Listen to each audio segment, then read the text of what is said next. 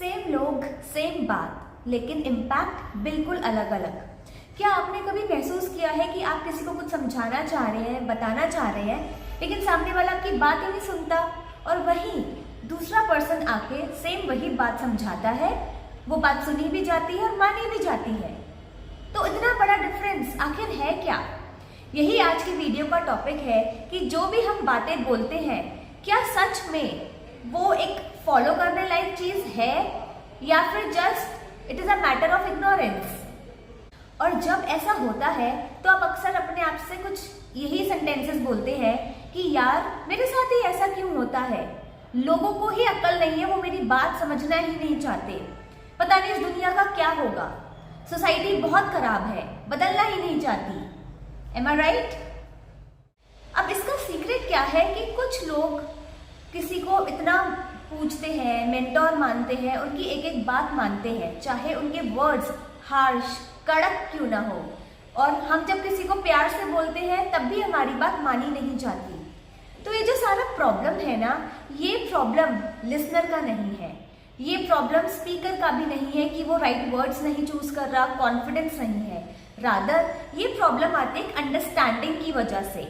Understanding का मतलब ये है कि जब हम किसी से बात करते हैं तो हमें लिसनर्स के लेवल पर आके बात करनी है। जो भी हम एग्जाम्पल्स, स्टोरीज, एनेक्डोट और जो भी किस्से सुनाते हैं, that has to be relatable to the audience.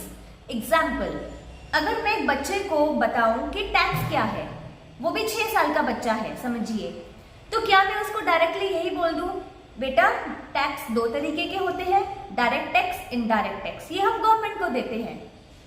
तो पॉसिबिलिटी है कि उसने टैक्स, गवर्नमेंट, डायरेक्ट, इनडायरेक्ट ये वर्ड्स कभी सुने ही ना हो।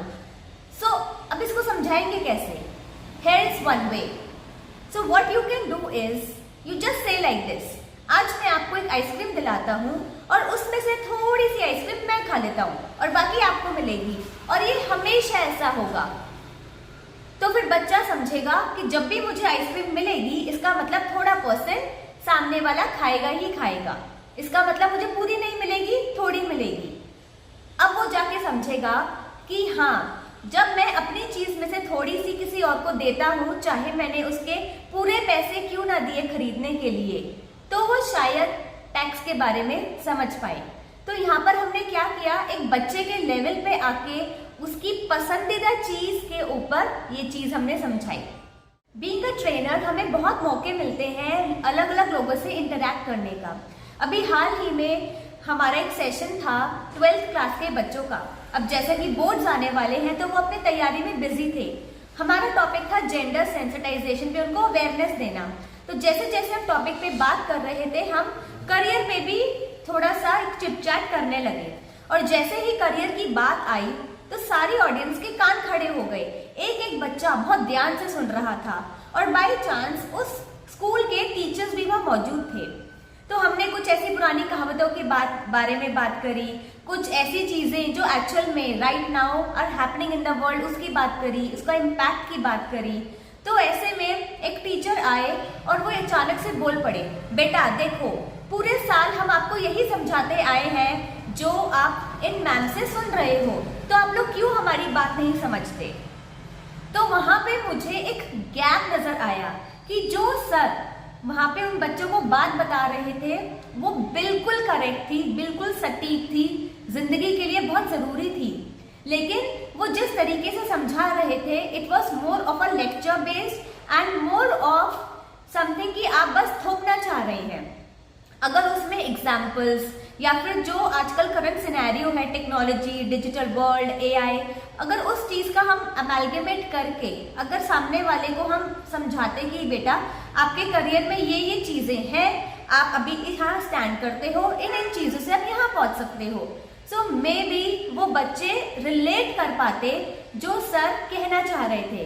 क्योंकि बच्चों को यही लग रहा था कि सर जो उन्होंने अपने बचपन में सीखा, जो उन्होंने अपने स्कूल टाइम, कॉलेज में सीखा, वही सर हमें समझाना चाह रहे हैं। That means old rituals are being followed.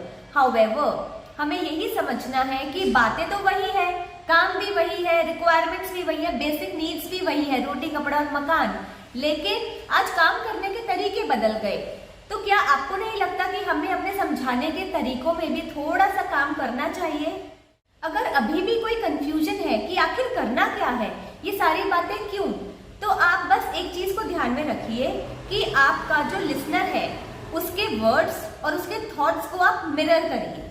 Mirror मतलब अगर वो कहता है प्रॉब्लम है तो आप प्रॉब्लम से स्टार्ट करिए, वो कहता है टेंशन है अब टेंशन से स्टार्ट करिए, वो कहता है वर्कलोड बहुत है अब वर्कलोड से स्टार्ट करिए। You just mirror your listener and you will see immense magic happening in their brain, because फिर उनको लगेगा कि मेरा स्पीकर मुझे समझता है, मेरा स्पीकर वो एडवाइस या वो सोल्यूशन देने वाला है जिसकी खोज मैं कब से कर रहा था। So basically you don't have to sound smart, you have to sound understood also. क्योंकि जब आप अपने ऑडियंस के लेवल पर आके बातें करेंगे वो आपको सालों तक याद रखेंगे। क्योंकि हमेशा याद रखिए कि हम किसी की बात वर्ड टू वर्ड याद नहीं रखते, हम याद रखते हैं उन्होंने हमें कैसा फील कराया था, क्या वो हमें समझ पाए थे, क्या वो हमारा पेन पॉइंट देख पाए थे, क्या वो हमारे इमोशंस को फील कर पाए थे। And this is what makes you a great speaker. आज हमने बात करी है कम्युनिकेशन की, जो एक बहुत इंपॉर्टेंट एलिमेंट है आपकी पर्सनालिटी का। ऐसे ही और वीडियोस के लिए do like, share and subscribe. I am Trisha Jain and I am your coach to train you to elevate your personality so that you grow 10x in your career and relationships.